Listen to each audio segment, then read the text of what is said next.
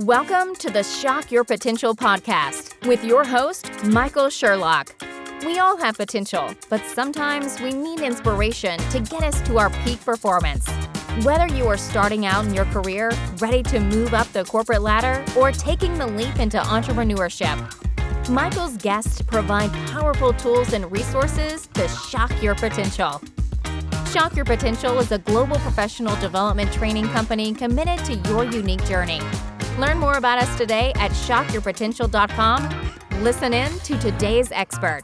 Thank you for joining us on another episode of Shock Your Potential. And as always, and never changing, I am your host, Michael Sherlock, because if I'm not the host anymore, then we have bigger problems. And all month long, we are talking about money matters. Or money matters, depends on what you think of that. But regardless, every one of my guests this month is bringing incredible information for each of us to take, either for our personal lives or for our business lives, to make sure that we come out financially more savvy as well as strong and healthy. And my guest today is Derick Van Ness. He's a wealth strategist who's passionate about helping people reach their full potential. So you know that's going to go over well with me. His company is called Big Life Financial, and he's focused on removing the mystery and misinformation surrounding money and surrounding financial strategy. So get this, people can live their biggest life, which is fantastic. And he believes that each person has something unique and valuable to contribute to the world, but most people are never fully able to express that gift due to things like fear, doubt, worry, all those negative emotions that sometimes can be just surrounding our relationship with money. And his mission is to eradicate that fear and fundamentally change the way people think about and utilize money within the next generation, which is so important. Now, he can help anyone, but he's specifically focused on small business owners. He's already helped thousands of them to create financial certainty and confidence. And get this, in his free time, he enjoys racing sailboats, creating art, and competing in, get this, well, I was trying to do a thing and I hit my paper instead, competing in West Coast swing dancing. So joining me today is Derick Van Ness. Thank you so much for being my guest today. I'm honored, Michael. This is going to be a lot of fun. I love the intro, the drum roll. I haven't had one of those before, so thank you. You know what? I need to get one of those machines. I need to start being like Kramer and have my own sound machines. That's going to go on the list right now. There are some really good streamers out there that have stuff like that, and it really adds a lot to the show. I'm not there either. I have a podcast, but one thing at a time. Exactly. I love it. And you never know too, before this is over, I might make you prove that you do West Coast swing, but we'll just take it as it comes. Okay. Well, you can look me up on YouTube. There's a few videos out there. Excellent. Well, I loved giving highlights from people's bios because they're they tell a tale, I think, about, what we do, what we're passionate about. But I only hit some of the highlights. So in your own words, tell us a little bit more about you, your company, Big Life Financial, and how you help your clients to shock their potential. Awesome. Well, I think the thing that's a little bit unique about me is I'm a creative soul who is trained into being like a logical right brain type of person, or left brain, or whichever side that is that does all the logic, by my father. So I love creativity. I love all kinds of new ideas and all of that. But I also really value structure. And I would never have admitted that 5 years ago. But I've discovered that when there's good structure in place, then creativity can flourish, right? And so within dancing or even within sailing, like when you know the rules of the game, then you can break the rules in a way that works. Yeah. So I love that. I'm an optimizer. I love people. I love investing in people. And the reason that I'm in the business that I'm in is I was a house flipper for a long time. And what I discovered was I loved taking ugly houses and making them pretty. And that's really cool. But what I love more than fixing up houses is helping people fix up their finances. The impact of working with an individual and all of a sudden seeing the lights go on and their life change with only a few minor tweaks. A lot of people are doing the hardest part of the financial puzzle, which is earning the money. Mm-hmm. They're just really bad at the back end, right? They keep throwing all their money in a bucket and they think the answer is I need more money in the bucket. But what it really is, they need to plug all the holes in the bucket. And that's really where we come in is helping people to keep more of the money that they make and be smarter with it, because they're just, this. I mean, if you do a Google search or go on YouTube or talk to anybody. Everybody's got a million ideas about what works financially. And I'm willing to bet that a ton of people who are on your show would probably argue with half the things I'm going to say as we go through this show, because the approach that we take and I take is totally different. But at the end of the day, the main goal is to get money out of the way so that you can live the life you're here to live as a human being and do the work you're here to do as a human being. I feel like that's the big thing is most people, they have these big dreams, they have these ideas, and they're so busy trying to survive that they don't get to those things. And I want to empower people to have systems in place that are rock solid, that we know are going to work no matter if the market goes up or down. We have inflation pending, we have all this national debt, we have all kinds of different things that are going to happen under the new administration. And if you don't have a plan right now, or if you're dependent on the market, a ton of people are out there just biting their nails like, oh my gosh, I hope the market keeps going up. But we all know it doesn't always go up. Right. So at some point, they're going to go through a really hard time. And whether that's real estate or whether that's the stock market or gold and silver, there are better ways or ways to use those tools in conjunction with one another to protect yourself. Most people are just totally unaware. They're mindlessly dropping money into, I'll use the stock market because it's like the most common thing, but they're dropping money into things they don't understand. And that undermines confidence, right? And when you don't feel like you can control your outcomes, people get unhappy and they lose hope and they get scared. Then they play small, then they're not great parents and they're not great bosses, and then their business doesn't do as well. And it creates this, downward spiral, a bit like, a flushing toilet. We like to go the other direction with people and create confidence. So you're a better parent, you're a bit better employer, so you make more money, so you can employ the strategies more, and it kind of goes the other way. So that's the short version of an entire lifetime of work. How's that? There's the Cliff's Notes version. That's right. A couple of things that you said that really stuck with me is, first of all, the sense of, what you're working for to, so many people we're working and saving to enjoy retirement. And, but that whole process is not really enjoying along the way, because sometimes we're fearful. Is it enough? Will it be enough? How do I know if it's going to be how I'm planning this, if I live to this age, whatever. And I think we build up so much anxiety, negative emotions around money for the future, that it would be really hard to shut off your brain then the day that you say, okay, I'm retiring and I'm walking out with my box and, here's your watch for 30 years. Not that anybody gets that anymore or works 30 years in a place anymore, but you walk out and you're like, well, now what I do? I've spent the last 30 years of my career worrying about whether I've had enough, and now I'm in it. I don't immediately go from, oh, okay, let's just enjoy this now. There's got to be a huge mental and psychological strain that happens at that point. I'm getting closer to it, but I'm not there yet. Well, I'm with you. I'm totally with you. Well, yeah. And here's the thing. And this is something, Michael, that I think is going to be reworked in the next couple of years. Just look around you right now. The people who are 65 right now are living life at a high level, right? They're what 45, 50, 55 used to look like. They're agile, they're healthier, and there's no question, there's honestly, in my opinion, there's a big divide happening, not just financially, but also in health and people's awareness around that. So you see a lot of people who are living longer and better lives, and a lot of people who are really suffering with a lot of health problems. We won't get into all that, but it's a knowledge gap is what it really comes down to. There are people who are educated about what's going on with their food and their health. And then there's people who are educated about what's going on with financial literacy and all the things that happen there.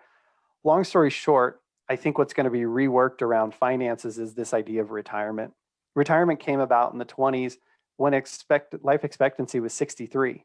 And if you made it to 65, because you'd worked in a coal mine or a manufacturing plant and probably breathed more coal than you could ever imagine, or smoke or whatever, if you lived past 65, they let you go fishing for a couple of years, and that was your pension, and that was retirement, right? Retirement by definition means to take out of service. And when I look around at people now in their 60s and 70s, they're not ready to be taken out of service. I had a phone call this morning with a guy who's 78. This guy runs a huge curriculum for schools, financial literacy. He's got a huge thriving business with hundreds of agents working under him. And this guy sounded like he was 50, super energetic and everything. And so I think people are going to rethink retirement. And we now define retirement as the day you stop working for money and you start working doing what you want to do with your life, right? Mm-hmm. Human beings, in my opinion, just they're not made to shut it down. So Mm-hmm. this idea of like scrimp and cut corners and cut back and tighten the belt your whole life so that when you get to 65, you can just shut it down and do nothing but sit in a rocking chair or go fishing is silly to me. You're not enjoying the first part. When you get to the Yeah. second part, you feel like all my best years are behind me. Yeah. And a mentor of mine, Dan Sullivan, says it like this: always make your future bigger than your past. When people make their past bigger than their future, when they feel like they're past the best point in their life, they kind of turn into Uncle Rico. You know him from Napoleon Dynamite, the guy who's like, Yes. man, back in high school, I was the man. And like when Yeah, people but he are had the living that van. way, Yeah, he had the yeah, van. He could still throw the ball. yeah, and he set up his little video camera down there so that he could see how great he was at throwing the ball, right? And today he'd probably have a YouTube channel of him throwing the ball into the river or something. Exactly. But the reality of it is this: like, you don't ever want your future to be smaller than your past. You really don't. When you have a bigger future, you're excited, you're feeling like you're contributing. That keeps you young. And when you don't, you get old. So how does money work into all this? Money is the thing that's going to allow you to make that transition sooner. Like you said, if you're going along and you spent your whole life working at a job and saving money, and then you like clean out your desk and you go home and you're like, what do I do the rest of my life? I don't know anything about actually investing. I don't know anything about really using my money. I don't know anything about creating cash flow. Yeah. You're starting from zero in retirement.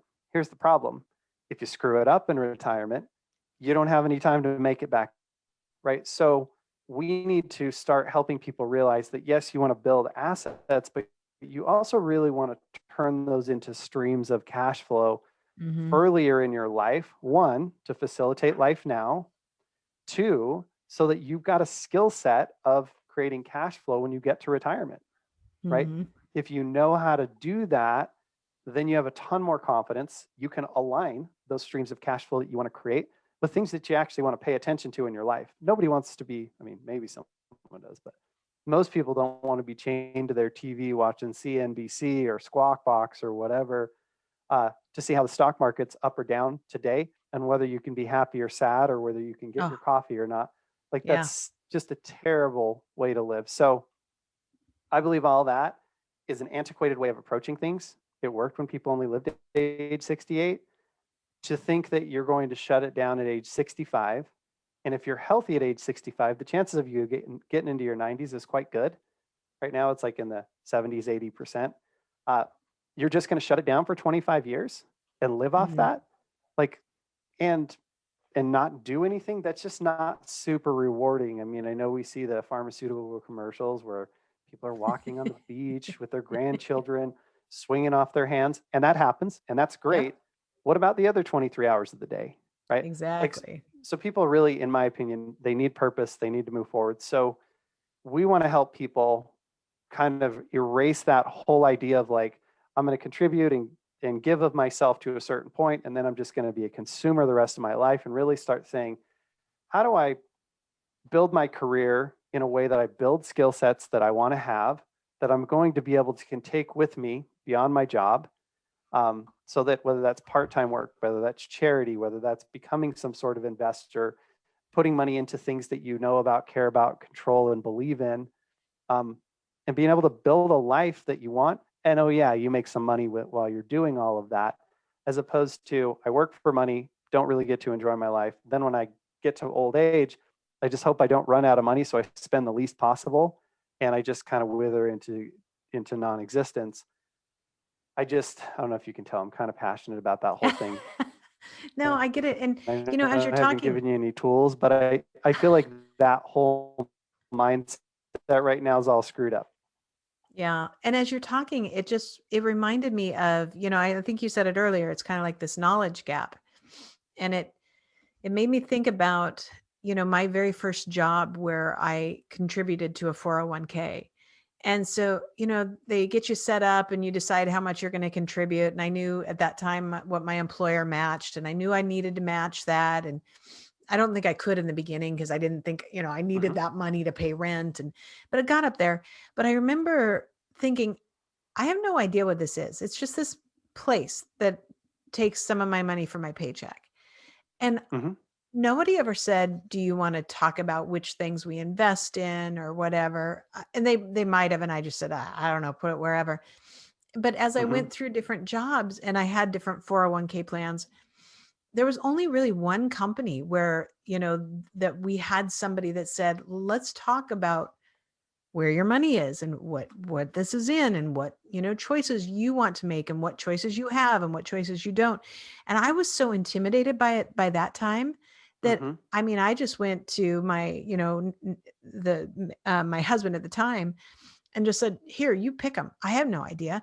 And it really, for me, especially, I don't want to say just as a woman, but I do think that that women are more likely to feel this way, at least in my generation, that it was just stressful. And it was like, somebody else make that decision because I don't know. And I think I'll screw it up. And now that I look back, and I'm finally at this stage in my life where I can ask really good questions about what are we doing and what are our gains and what are our losses and what are we in and what's our cash flow. But it took me, I mean, I'm Mm-hmm. 52 years old. I I didn't start having those conversations till 10 years ago. And the first 5, with my now husband, were terrifying to me. And now they're not. But what a huge loss. If I could have asked better questions or felt comfortable or had even, a little bit of dialogue with it in my 20s, what would have that meant for my whole financial path along to this point in time? Yeah, there is no question that there's a learning curve to it, right?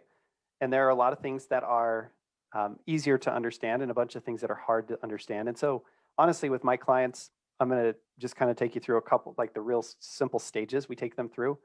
But the first thing, whether you're, so my clients are typically business owners, but whether you're a business owner or not, the first thing that if you just took one thing from this show and just did one thing in your life, it would be this. And it's not sexy and it's not cool to say.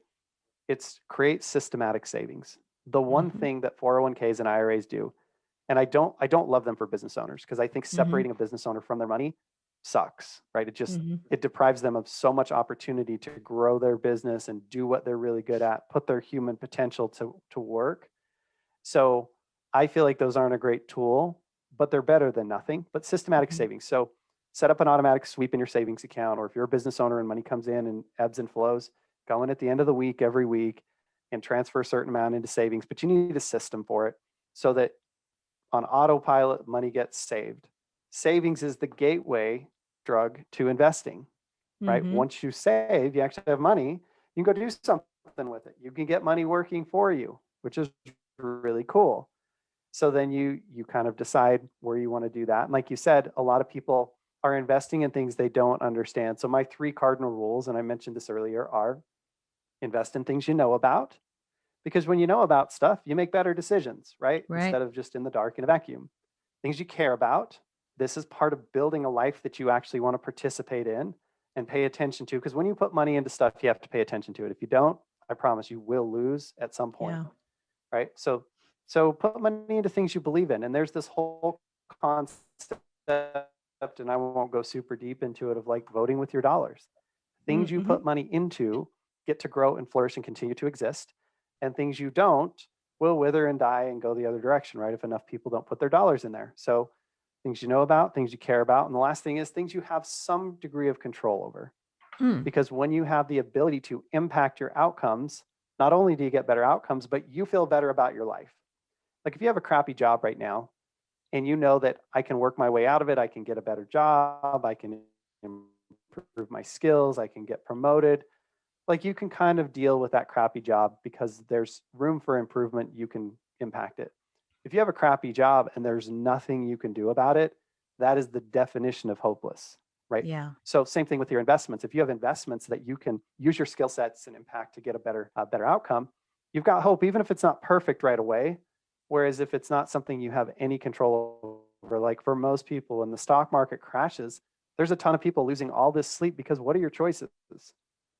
I leave it in there and hope it goes back up, or I cash out and I guarantee my losses. That's your control, which is Mhm. zero, really.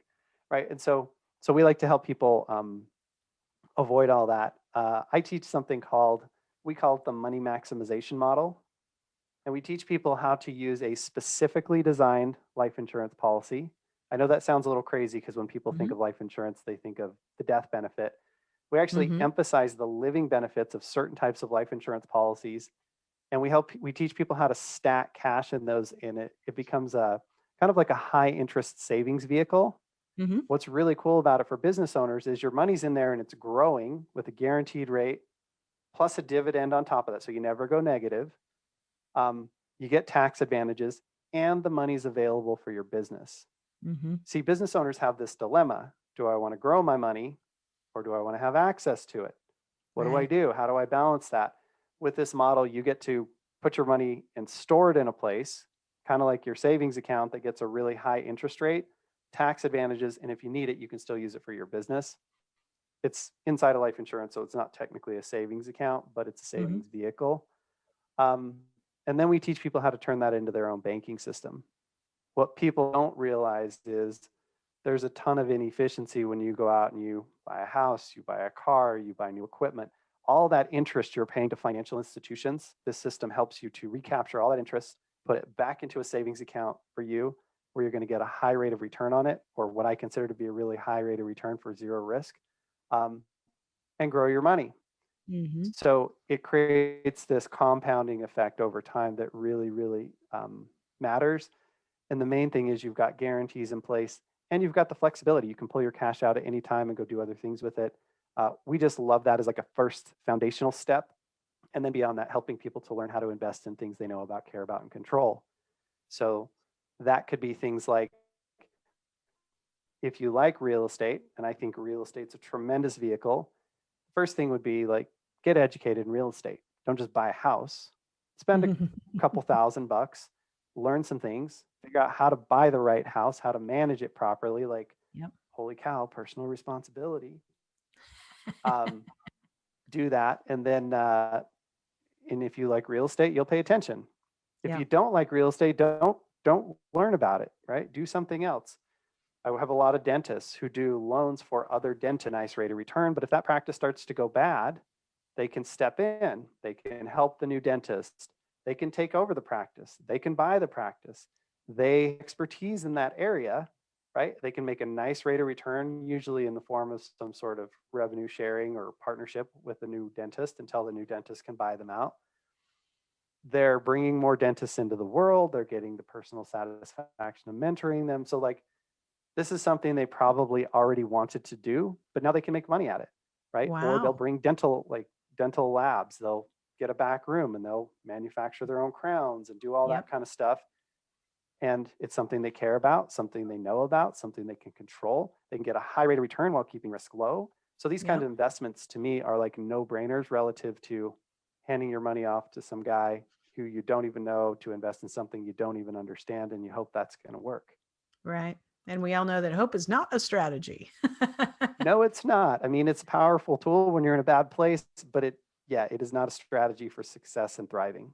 I was just fascinated as you were talking about, different things about being interested and excited. And I just had a couple random thoughts that I just thought I'd share with you. It'll probably make you laugh. Number one, I'm the youngest of 6 kids. I think almost all of my siblings have been involved in like owning property. So been landlords, buy houses, rent them out. And my whole life, all I would see them do was have headache after headache after headache. They're like, I have to go over to the rental house and I've got to do this. And so I have never wanted to have anything to do with rental property, not one thing. And to this day, they're like, why don't you buy rental property? It's a great investment. I'm like, you guys just told me by every action and word that it was the most horrible thing to do. I do not want to spend my weekends climbing a ladder. They're like, well, you can hire people to do all that. I'm like, so why didn't you guys? And they're like, because we're cheap. But Yeah. and I can see, many of them have multiple properties, but if I were trying to make that decision, I don't know that I picked that, but my husband and I actually have been looking at property in Florida. And, we we missed out on a couple of houses that we wanted. And so we were thinking about buying a condo, and then we could use the condo for a while and then we could rent it out. And somewhere in the back of my head is just this twitch, it's just like, I don't, even if I'm renting it 3 months at a time to somebody who's, going to be a snowbird in Naples, just the thought of it makes me itch. But I never thought before that. Yeah. Then I think that's my sign that that's not what we should be doing.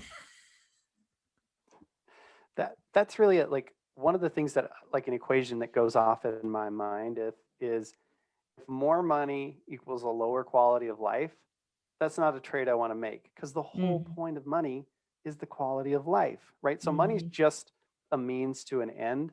If it's not aligned with what creates a better life for you, don't do it. Yeah. Find something else. There's plenty of things, unless you're just super boring. There's plenty of things you're interested in life that you can do and make work. Or Mhm. so at the end of the day, I think that's really it. Like, do you feel, and I ask people, do you feel stronger and more courageous and more powerful for this decision? Or do you feel weak and scared and in scarcity? If you feel Mhm. weak and scared in scarcity, you shouldn't do this, or you should change how you're doing it, Yeah. whether that's an amount or the structure of the deal or whatever. You need things that empower you, because ultimately you're the asset. Yeah. If you're and you've got to do things that keep you right and at your best. And if you do that, it creates that upward spiral we were talking about.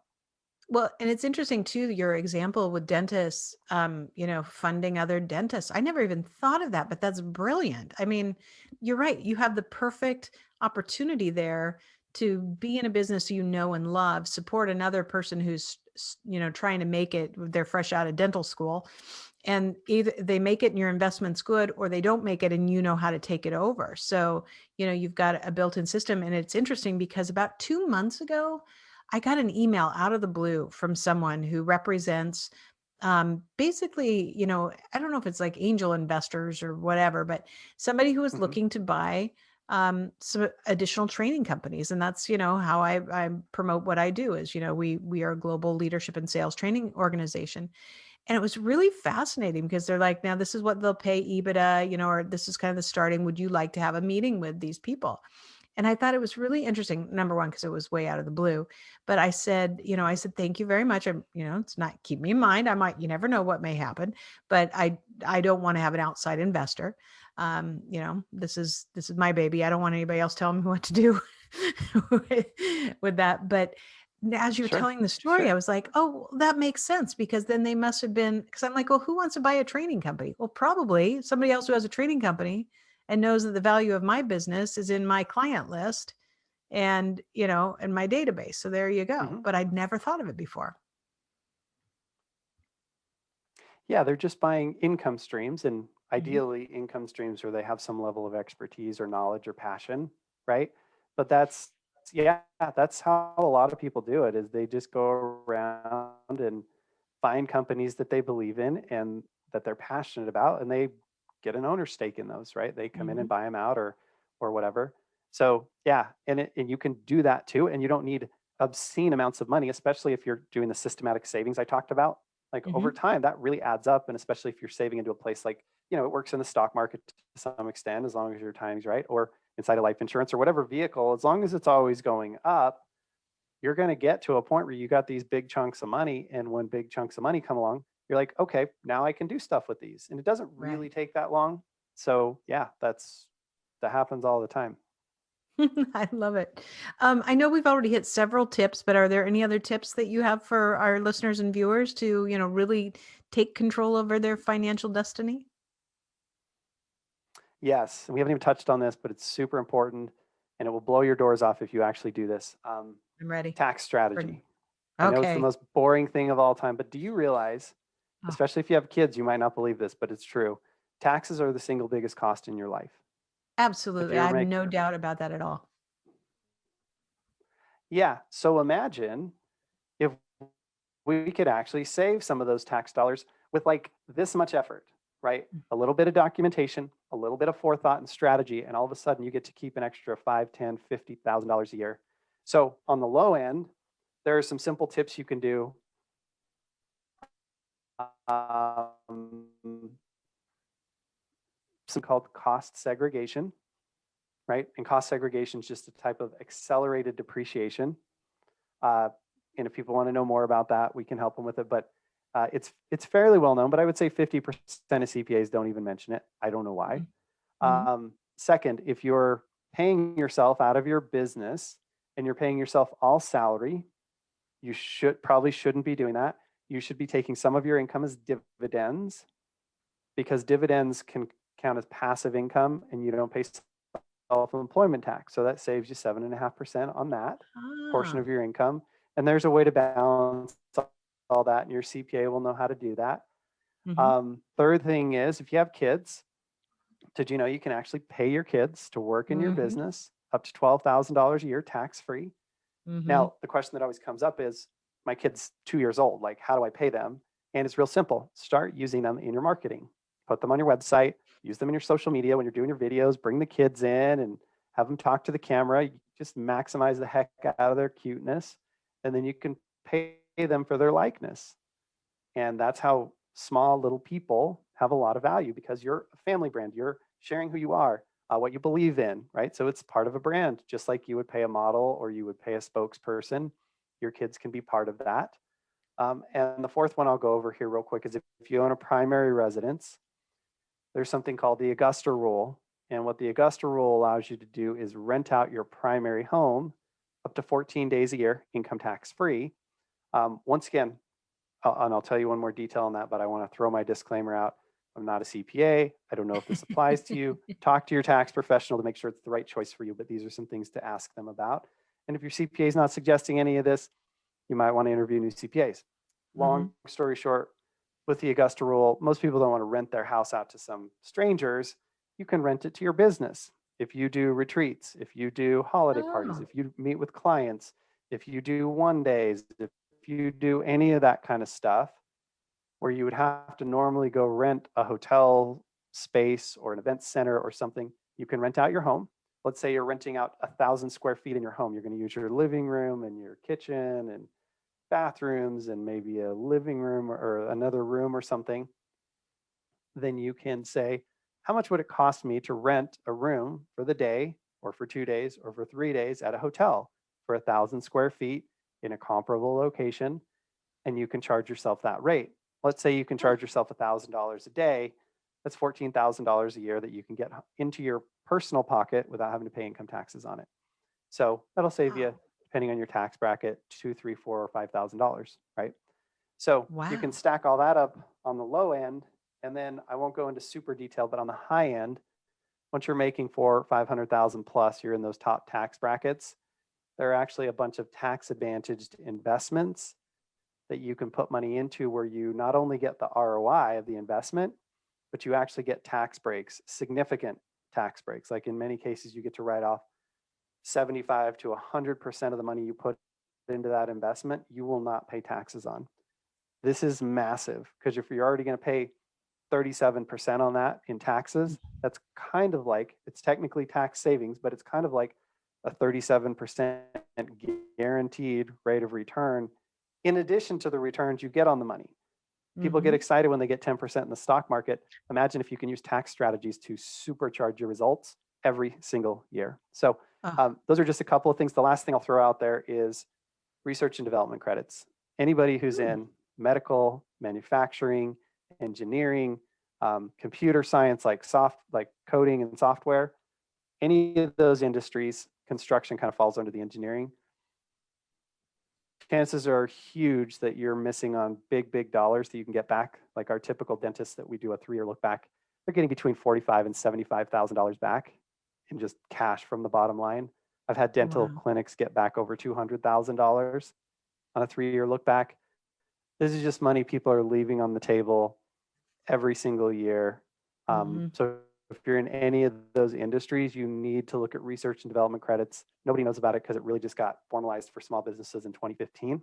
So it's only been a couple of years, but it's massive. I mean, we're routinely getting clients back $50,000 to $100,000, like multiple clients a week. So it's a big deal. Yeah, no Yeah. kidding. I know taxes, obviously this is the month of taxes for April. And this is the thing that makes me twitch every year because I know there's got to be better ways. So I'm glad to There know. I've are, taken and many, my many whole notes. point in all of Yeah, my whole point in that is just to tell you a bunch of things that are possible because there's a million other things depending on your business. But the first ones are almost anybody can do. If you've got kids, a house, or a business, that can probably save you $10,000 to $25,000 a year. And then once you get into those top tax brackets and written everything off, most people think they're just sunk and they're just going to get taken to the cleaners every year. There's a reason that the Romneys and the Obamas and the Clintons of the world who know how the system works are in those 24% type tax brackets. It's Mhm. because there's a lot of ways to mitigate those taxes. I've even got a strategy where you can buy art and then donate it in a couple of years to a nonprofit and get massive tax write-offs. There's just so much cool stuff you can do, and people just don't even know it exists. Oh my God. We could talk on this all day, obviously, Derick. We will have all of your contact information on our show notes, but just in case somebody needs to find you right now because they need you today, what's the best way for them to find you? Simplest thing is just go to the website, biglifefinancial.com. In the top right corner, there's a button that says work with us. That will put you right on my calendar. You can just pick a time for us to talk. That's probably the easiest thing. You can dig around on there. There's stuff on the tax rebates and R&D credits. There's a real estate investing course. There's some other things you can look at, but just set an appointment. We'll talk through whatever your situation is, and we'll just start at the top and work our way down. Okay. And you can work with anybody regardless of where they are in the US? Yeah. Most of the stuff, especially tax related and with the life insurance and some of the other strategies we use are US specific. But yeah, I'm licensed in 40 something states and we'll have clients all over the country. So we do pretty much everything virtual and can totally do it for just about anyone. Excellent. Well, before we go, do you have any last words of wisdom or pearls of advice for my listeners and viewers? Yeah, I think the biggest thing is most people are focused on the top line, make more money, make more money, make more money. Equally as important is the bottom line, which is how do I keep more of what I make? Taxes obviously are huge, but you need to have a strategy for growing your money. If you don't have a way to systematically save taxes, systematically save money, and systematically put your money to work, you really need it. If you don't, it's kind of like working out, trying to get in shape just whenever you feel like it. Like you just don't feel like it very often. You don't have a system.